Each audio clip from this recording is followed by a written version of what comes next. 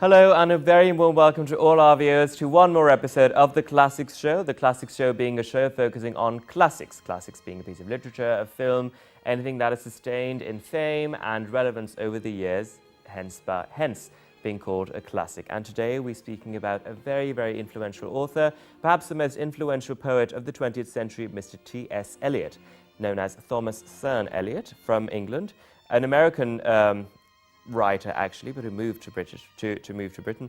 And we have with us to discuss that a very renowned person is Dr. Zulfikar Haider, a professor in English literature in Islamic University and also affiliated with Punjab University, and having done 2 masters in literature. So thank you very much, sir, for being a part of P2E World. Are you happy? And have you been a part of any of the shows that we had before?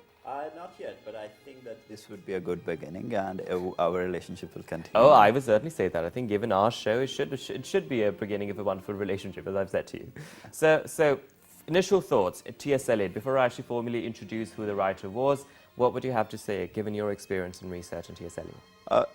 T.S. Eliot, I believe that he is, what makes him the most significant writer or poet of the 20th century is that he tries to give us a vision at a time when Europe was destroyed as a result of the First World War. Right. And secondly, what is his most important contribution is that he introduces those techniques which actually mark the beginning of a new literary period. Right. And the poem that his poetry focuses on modernist techniques, yes, modernist themes, modernist ideas, and he tries to find a solution amidst all that fragmentation that Europe had experienced as a result of the First World War. Now, when we talk about modernist period or modernism or modern poetry, this is, we don't take it in dictionary meanings. This defines a particular period, literary period in literary history. And to make sense of it, that what is modernism, we have to go a little back to the Victorian era. To the Victorian period. And we have to make sense, we have to understand that why modernism is different, why modernist writers wrote the way they wrote. Yes. Victorian period on a social level was a period of prosperity, was a period of great success for the empire. Right. It represented a kind of stability, it represented greater education to a great number of people. So there were more people who were literate and educated. So there was a huge middle class. Right. Now, within that middle class, there was this idea of artificiality that emerged. Yes, yes, exactly. So it emerged, and modernists, and there was, when we look at the scientific research that was being carried out, and that was successfully done, that it focused on a kind of a linear movement of history, of time. For example, the idea of evolution, that we have, life started as, came to this planet in the form of unicellular animals, and then it moved on, and we, the human beings, are the most complex form of life. And this is manifested in literary works as well. So there is that kind of certainty, there is that kind of singular narrative voice. Right. There is this idea of stability, there is this idea of optimism. This is in the Victorian era, or the... Yeah, the kind of, the overall feeling that people had. Right. Not to say that there were not people who did not, who could not see beyond this veneer of all optimism. They could certainly go beyond that. Yes. One example is Thomas Hardy, that his vision is totally different from what the Victorian era stood for. So much so that people believe that the 20th century would bring a kind of prosperity for everybody. Right. That this would be the century then when, there would be no misery, there would be no evil. So, we would achieve a kind of utopia. Yes. However, this was, within this understanding, there is a kind of contradiction, because when everybody said, or the dominant narrative or the dominant feeling was that there would be a kind of prosperity for everybody, everybody did not include, everybody meant actually white male. Yeah. Now, so there is, like, women are marginalized, Yes. as well as, you know, other races are not taken into account. So, and this idea of optimism was challenged, was destroyed, that there was a huge crisis, Right. which Western civilization was not expecting, Right, okay. that in the form of the First World War. So that Yes. was a kind of a very, very rude awakening from. Indeed. This is where T.S. Eliot, this is the period, he represents that generation that had Yes. the experience to live with that dominant narrative, and Yes. then experience a huge catastrophe in the form of the First World War. So, Exactly. yeah. And that is particularly the text that we will be speaking about as well, The Wasteland, which he wrote in 1922, post the First World War. Now, T.S. Eliot was born in America, in St. Louis, Massachusetts, and he spent most of his life next to the Missouri River, which he claims that had an influence, a great influence on him and his writing style. He was born in 1888, and he moved to the UK, having gone back and forth. He's done philosophy, he studied literature in Harvard, and then moving back and forth, he had moved to Oxford in 1915 and Merton College to study philosophy, prior to which he spent 3 years studying the Hindu scriptures and the Hindu philosophy from 1911 to 1914. So his idea of philosophy was greatly influenced by not just the Greeks, which we generally find in the world, but also from philosophers from South Asia and the beliefs that existed over there. Come 1915, he moved to England permanently when he married Miss Vivian Heywood Eliot, who was a Cambridge governess, and he wanted to burn all his boats and stay in England. But before that, not many people would actually know that T.S. Eliot was not a normal youth. He was struggling with an intestinal disease due to which his activity was limited, and hence he spent most of his time at home, where he discovered his passion for literature and reading. One of the writers has said in his memoir of Eliot, his friend Robert Sencourt comments that the young Eliot, and I quote, would often curl up in the window seat behind an enormous book, setting the drug of dreams against the pain of living, because he could not socialize with youth of the same age in the same manner. And finding this artsy being inside him, finding this passion for literature, he had been reading and writing since his first poem perhaps was written at the age of 19, which was considered to be very mature for his age. But given in 1915, when he moved to the UK, he formally immersed himself, having met Ezra Pound, into the art of writing, and has produced wonderful works, to the extent that his works are considered an essential part of the English canon. Yeah. So what would you have to say about T.S. Eliot's early life, his influences, what has influenced him into modernistic approaches, he said? And I'd also like to mention over here that the Victorian era in poetry is characterized by poets being excessive almost, and with ornate diction, as it is said. But modernistic period would be characterized by bringing poetry to the regular people, like a normal human being, to the lower classes, making it more approachable, so that it's not just something that might describe religion or, concepts that are far-reaching almost, but something that could also describe everyday life. Hence modern, hence making it more approachable. So your thoughts on this? Eliot has very famously said that I am a classicist in Yes. literature, royalist in politics, and Catholic in religion. Eliot had great knowledge of classical literatures, not only literatures, I'm using Yes. a plural, not only to Western classical literature, but he Yes. was familiar with Buddhist Yes, classical texts, Hindu classical texts. So he had his understanding was very much informed by that.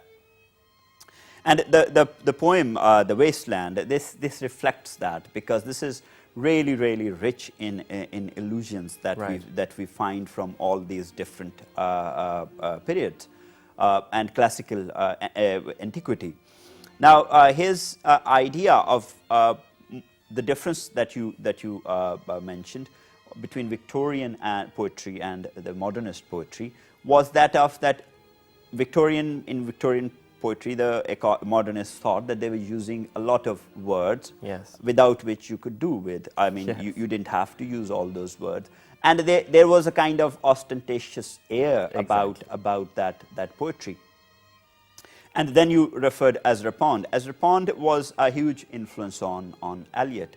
As a matter of fact, that he dedicates the Wasteland to Ezra Pound. Exactly. And he takes this line from El Miglior Fabbro, that means that the better craftsman. Exactly. Better craftsman. So what made him a better craftsman? That was that the minimal use of words and to which Mr. Ezra influenced him to cut down his poem, The Wasteland, to a smaller. Exactly. Yes. So that he wanted to, modernist thought, Ezra Pound is like, is what David Dacius had defined God with small g, Right. that a kind of artist is a God who is present everywhere and seen nowhere. So Ezra Pound has that kind of status within the context of modernism, that you would find his presence in all great writers and poets who were writing during that period. For example, Hemingway, Eliot himself, you would find this in other writers and other poets.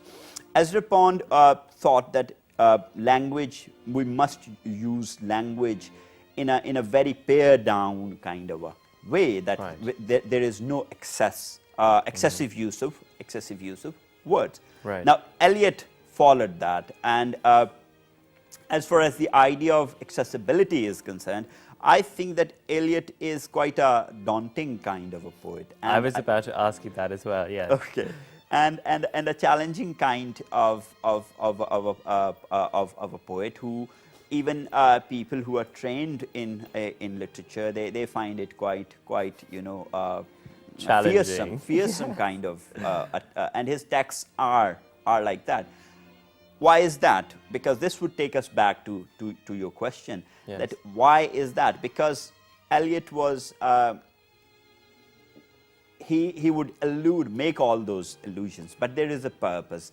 Now, if we look at the structure of this poem, The Wasteland, that there are, apparently it is chaotic, apparently it is fragmented, apparently there is no connection between the 5 parts of this poem. This is, in a way, represents the age in which he was living, when after the World War, the loss of faith in everything, human relationships were broken. It was a very new situation for Western civilization, and what it experienced was that there was loss in faith. There was loss. People had started questioning their understanding of different social issues. It was completely altered. If we, for example, all great religions were there at that time. Yes. And the irony is that the war took place between people of the same race, so there was no. So this complexity of human nature, which Victorians were willingly ignoring, or perhaps they were not, ready to address it. Yes. So modernists experienced that, and that we find in this poem. Right. Wonderful. We will be building on that further. Now, speaking of his influences, when he studied at Harvard from 1906 to 1909, having graduated with a master's, I believe, and then afterwards he moved to France to study philosophy, and then back to Harvard for another research on the Hindu texts, as I said. And then in 1915, he was admitted into Oxford, Merton College, on a scholarship. Before which he was at Germany, actually, where he wanted to study, but having seen that the World War had broken, so he moved to England, where things were a little more stable. And his publishers, Mr. Schofield and Ezra Pound, was the person who was very influential at the time. So his friend from Harvard, Schofield, and Ezra Pound had the huge influence on having him as a published artist. That is how he has been introduced into the world since 1915. And in 1915, it was when he got married, and post-World War, in 1922, he wrote The Wasteland. Having written other texts as well before that. Speaking of his influences, because people did question as to which city inspired him more with regards to, because he had been born in America and then moved to London. He said that during an interview in 1959, Eliot said of his nationality and its role in his work, "I'd say that my poetry has obviously more in common with my distinguished contemporaries in America than with anything written in my generation in England. That I'm sure of. It wouldn't be what it is, and I imagine it wouldn't be so good, putting it as modestly as I can. It wouldn't be what it is if I'd been born in England, and if it wouldn't be what it is if I'd stayed in America. It's a combination of things, but in its sources, in its emotional springs, it comes from America." And in Oxford, about Oxford, he had to say the following. So Eliot wrote to Conrad Aiken on New Year's Eve 1914, and he wrote, Conrad Aiken is one of his professors in Harvard, "I hate university towns and university people who are the same everywhere, with pregnant wives, sprawling children, many books and hideous pictures on the walls. Oxford is pretty, but I don't like to be dead." And escaping Oxford, he used to spend most of his time in London, where he met Ezra Pound and other artists, which I would actually agree with. In university towns like Oxford and Cambridge, you do tend to be very much sheltered in some respects. So that is mostly his influence, given that he says his time spent along the Missouri River and the beauty that he had seen in that river sort of established his school of thought. Now, speaking of the fact that he is daunting, he says that he is a modernist, right? He claims that. And he wants to make poetry accessible. And then this already is in contrast with the fact that he defines himself as a classicist and wanted to hold up traditions. This is the first conflict. The second one would be that he says that poetry must be accessible, but at the same time he says that since in his poetry he wants to describe the complexities of everyday life, hence the poetry cannot be as simple. It has to be complex to depict that complexity in everyday life. This is the second conflict. What would your thoughts be on this? Yeah, this is one of the modernist claims as well, because the kind of experience, because literature represents life in its, it distills human experience in a way, and then it presents it to people. In Victorian period, what was that there was, as I mentioned earlier, that there would be a singular narrative voice. Modernists thought that human experience is not like that. Human self is contradictory, is complex. It can, it may not present reality the way we would like to imagine reality had to be. Now, Eliot, for example, in The Wasteland, the way he begins is that he goes back to classics. Right. There are more than 20s of references in these 434 lines of this poetry. There are it is loaded with references. Allusions to classical texts, allusions to religious scriptures, allusions to canonical works in different fields of learning, to music, to Wagner, for example. Yes, exactly. So that is, he's trying to, it is like making a collage. It is like making a collage that he's gathering all those pieces, and he's trying to create something new by joining them in a way that we start making sense of our experience of experience of the Western civilization that it had undergone, because this idea that women, that was the first time that when women had to come out of their houses and work in public sphere. Now this is a very if we look at it from women's perspective, this is something very burdensome for a woman, because she has to maintain her feminine appeal, and at the same time she has to work in public sphere in a way. So this is like a very new kind of an experience with humanity.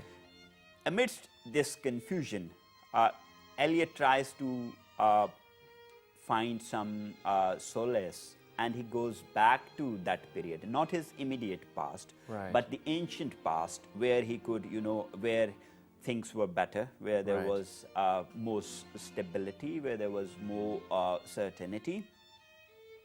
And this is where he refers to all those great masters from the past. Yes, yes, it is mentioned. And what is his view of civilization? That is like in the epigraph that we have of the wasteland, that this is a reference to Sibyl. Sibyls were oracles according, and Greeks. Right. Yeah. So they were oracles, and as oracles they could see the future. They were the seers, the prophetesses. They were women.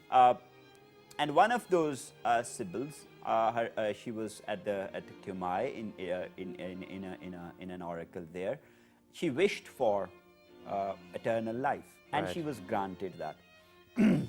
However, she forgot to ask for eternal youth. So Right. as she undergoes that continuous process of aging, degeneration, decay, and ultimately her body becomes so small that she could be hung in a glass bottle. Okay. And the only thing that was left was her voice. And Okay. when young boys ask her, Sibyl, what do you want? And she replies that I want to die. Now this modern civilization Yes. is, I mean, this is the epigraph, and this sets the tone for the entire poem, that this modern Okay. civilization in Yes. which we are living, it is very much like that Sibyl who had forgotten to ask for eternal youth, who wanted to live Right. forever. So now there is nothing is left except death, that she says that she wishes to die. And this is like the opening section that we have, the burial Wonderful. of the dead.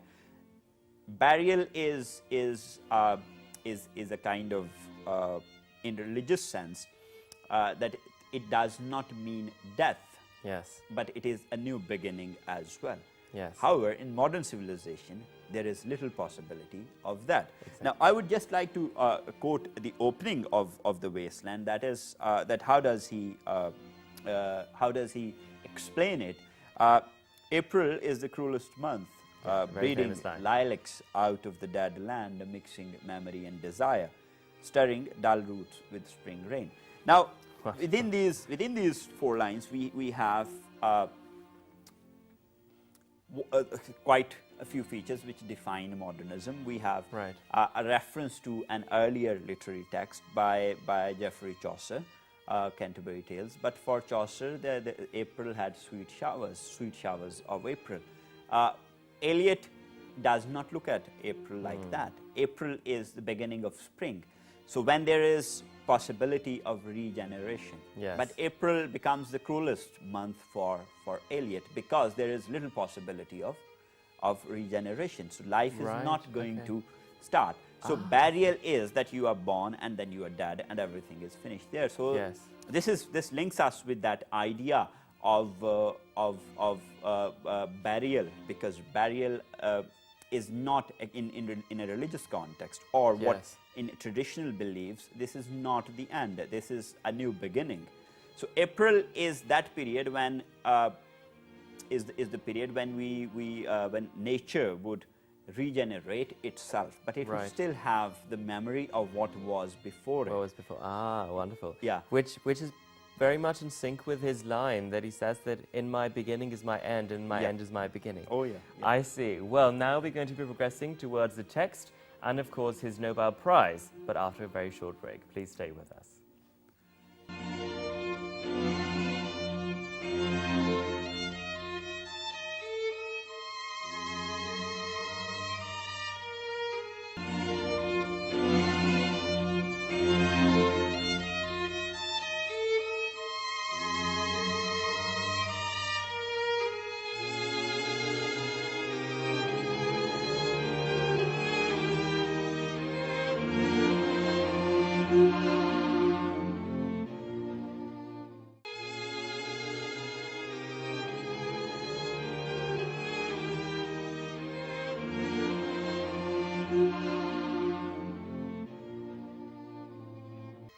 Welcome back to all our viewers. We're discussing T.S. Eliot in today's episode of the Classics Show, the Nobel Prize winner, the very influential English writer. And to discuss that, we have our Dr. Zulfikar Haider. And now this is the portion where we discuss his text, The Wasteland. And let me start with The Wasteland, and then I'll ask you to take the lead. Now, T.S. Eliot married Vivian Haywood in 1915, but the marriage was not was not very happy for both of them. And in 1922, The Wasteland was published post-World War. They formally separated in 1933, but this is what T.S. Eliot had to say about this. In a private paper written in his 60s, Eliot confessed, "I came to persuade myself that I was in love with Vivienne simply because I wanted to burn my boats and commit myself to staying in England. And she persuaded herself, also under the influence of Ezra Pound, that she would save the poet by keeping him in England. To her, the marriage brought no happiness. To me, it brought the state of mind out of which came the wasteland." A rather harsh statement to make. And then, it was composed during a period of personal difficulty for Eliot. His marriage was failing, and both he and Vivienne were suffering from nervous disorders. The poem is often read as a representation of the disillusionment of the post-war generation. Now, before the poem's publication as a book in December 1922, Eliot distanced himself from its vision of despair. On 15th November, he wrote to Richard Ordington, saying, "As for the wasteland, that is a thing of the past, so far as I am concerned, and I am now feeling toward a new form and style." So critics have said that Wasteland was completely negative. As a text, it is negative, but it is said that it sort of shows the fear that existed out of which a new world order or a new higher order was supposed to emerge. Is that the correct assumption to make, given that it was written post-World War? Well, you can, on the face value, if you just look on the surface, yes, it is negative.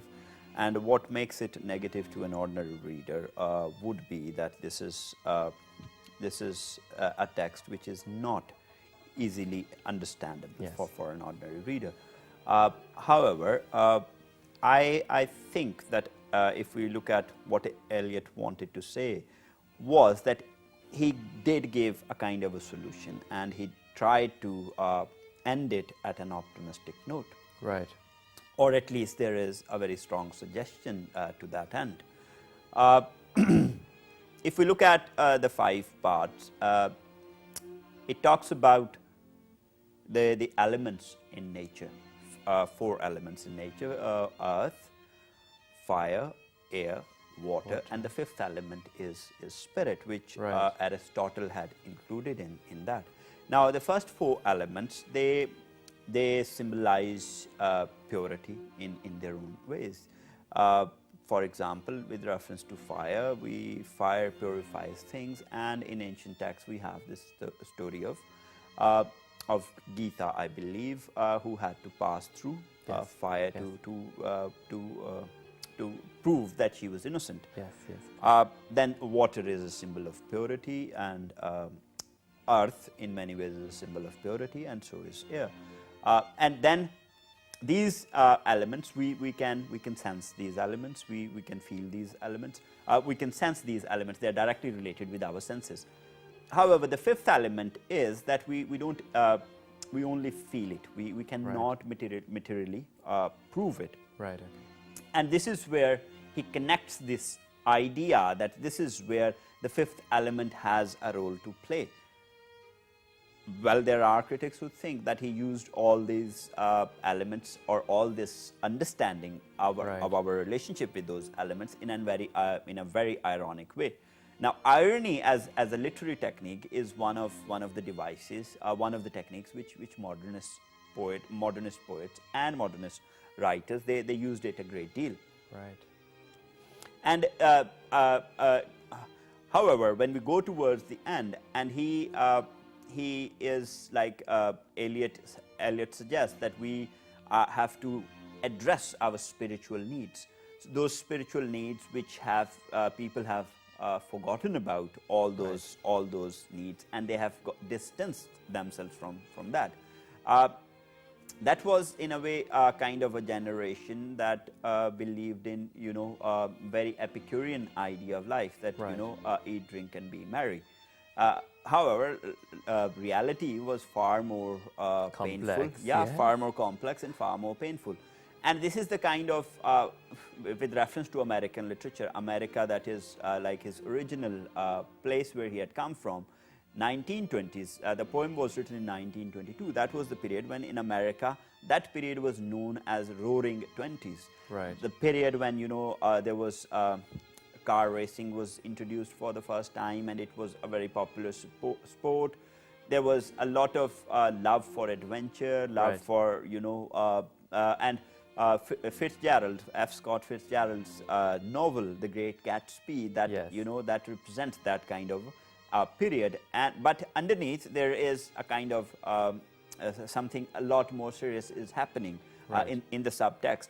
Now, 1922. This is a very important date, year rather, in terms of literary history, because that is the year when James Joyce had published his monumental work Ulysses, which Yes, also yes. became an iconic text for that period Now, Eliot's this idea that that is there any possibility, and he urges readers to address to their spiritual needs. For example, the closing line of the poem is Shanti, Shanti, Shanti. Yes. So this is from Sanskrit and Yeah, from the mantra. yeah. So this is like that. The piece is perhaps that if we connect ourselves to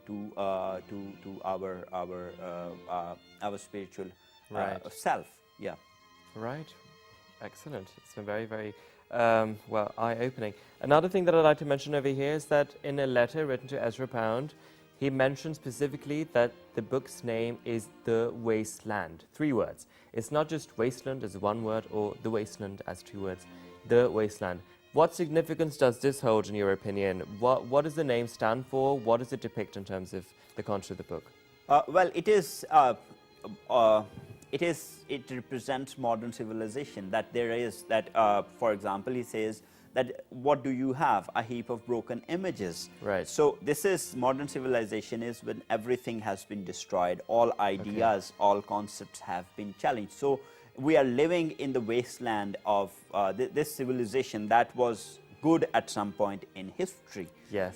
Is now nothing but a heap of broken images. Right. Where in all these 5 parts, for example, burial of the dead, there is no possibility of regeneration in the second part. The relationship between husband and wife, it is not of a kind of unity. There is no union, but it is a very cerebral kind of. The title is Right. The Game of Chess. So Yes, chess is a very is a game that cannot afford, if you want to win that game, you cannot afford to let your emotions take the better Yes. of you. You have to keep thinking. You have to use your mind. So the marriage, which is in social terms, socially we look at it as a relationship of union. In religious terms, it means the same. That you are performing a divine duty, Yes. and that also means that that human generation would continue. So Yes. that is, but in that section we see that husband and wife, they're trying to outplay each other, because this is Right. what is the purpose of the game is. Right. In chess, you have to outplay, you have to outsmart, you have to think, strategize whatever you are doing in a systematic way. So the relationship between husband and wife, that conjugal relationship, there is no possibility of that. So, and we go into further other parts of the poem, and we come across a similar kind of experience. Now, this idea that in this situation when human relations are totally gone, and there is no depth left in those relationships, no purpose is left in those relationships. Yes. So in that sense, this is the wasteland. It is not a depiction of a place where there is too Yes. much rubbish or garbage, and you say that this is the wasteland. And if I may, Of course, yes. yeah, if I may quote, what are the roots that clutch? What branches grow out of this stony rubbish? So this is that stony rubbish, the image that has been used, that as if entire civilization has collapsed. And Okay. out of that stony rubbish, what branches may grow? Now, branch is a symbol that is used in Christian scriptures. Branch is a symbol of Christ, Right. and Christ Himself represents rebirth, regeneration. So, what branches may grow out of this stony rubbish? The Son of Man, you cannot say or guess, for you know only a heap of broken images. So what is what does a modern individual have? It Yes. is nothing but a heap of broken images. Those broken images which have been destroyed as a result of the advancement in knowledge. The irony Right, of the First okay. World War is that the scientific progress which Western society was making during the Victorian period, that was meant to make life better for everybody. Yes, Within yes, within exactly. marks of quotation. Ironically, it destroyed life in a mechanical and a systematic way. Cut short the life of many young men who had a promising future ahead of them. But that has been destroyed. Yes. So it is like an entire generation that has been erased. So people who are left with the aftermath of the war, what do they have? They are living in the wasteland, as you said. So whilst we may say that the book focuses on despair or has a recurrent theme of despair, but it also forces you to push, it forces you to think, just in order to push that barrier to, like I said earlier, that out of this fear and chaos, a new higher order will emerge. Right. One more question I'd like to ask before I just mention his accomplishments as a writer and the formal awards that he had won, is that he was anglicized when he gave up his nationality, American nationality, in 1939 or 29, I believe, when at the age of 39, yes. But he was also anglicized and was an active member of the church. But at the same time, he says that he's against using poetry just to express religious notions or, divine thoughts. So, as he said, a modernist approach where you want to make it approachable, but he's also an active member. So is it safe to say that his poetry is influenced by religion or not? Well, he is hugely influenced. Everything that most of, particularly this poem, "The Wasteland," that is hugely influenced by his religious ideas. Okay.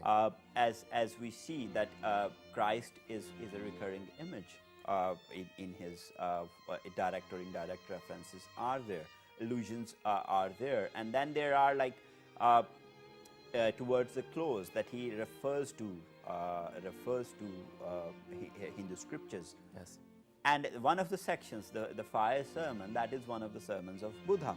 So he is making those religious allusions, and the purpose is that we have to address to our spiritual self. We cannot dissociate our spiritual self from our material self. Yes. Now we have to address that issue. So he is deeply influenced by religious scriptures, by religious ideas, and he himself was a very staunch kind of a Catholic. Right. So he was like it is. I would say that it is fair to say that his poetry is influenced by religion a great Right. deal. Yeah. Right. Now, wrapping everything together, T.S. Eliot has been, as I said, a very, very essential part of the English canon. In 1948, he won a Nobel Prize, and I might have mentioned in my previous episode that a Nobel Prize for Literature is not rewarded for a certain piece of text. It is for your overall contribution to literature. And he was given this Nobel Prize for his outstanding pioneer contribution to present-day poetry, given that he had influenced not just the dictionary because of his use of new words, but also the technique with which he used words, and also the lack of words, as you said, on most occasions. Yeah. The book, The Wasteland, was restricted or reduced to 434 lines by Ezra Pound as it was edited. And in his other awards, he has had the honor of having the Order of Merit from the United Kingdom, then the Order of Merit from the French government, and then the Presidential Medal from the United States government. So these are all the highest civilian awards you can get, among many others. Actually, Eliot College has been named after him, Tony Award for Best Play. He's written a few plays as well, like a lot of other awards he's received. So, in 1967, on the second anniversary of his death, Eliot was commemorated by the installation of a large stone in the floor of Poets' Corner in the London's Westminster Abbey. The stone, cut by designer Reynolds Stone, is inscribed with his life dates, 1888 to 1965, his Order of Merit, and a quotation from his poem, Little Gidding. The communication of the dead is tongued with fire beyond the language of the living. And lastly, a very interesting note about T.S. Eliot. Given his fame and his stature, he'd actually published very few texts.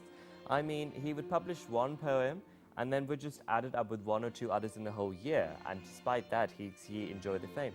In response to that, he once wrote his Harvard professor, And as it said, for part of his stature, Eliot produced a relatively small number of poems. He was aware of this even early in his career. He wrote to J.H. Woods, one of his former Harvard professors, and I quote, "My reputation in London is built upon one small volume of verse and is kept up by printing 2 or 3 more poems in a year. The only thing that matters is that these should be perfect in their kind, so that each should be an event on its own." Indeed, a great man, having had such belief in himself. And with this, we'd like to end the show. On your screens, you'll see an email address and a Facebook ID if you'd like to get in touch. If there's a certain book you'd like to cover. And I'd like to thank Dr. Zulfikar for being so resourceful and so informative for all of us. Thank you for watching. Please keep watching the classic shows every Sunday at 6 p.m. Stay tuned.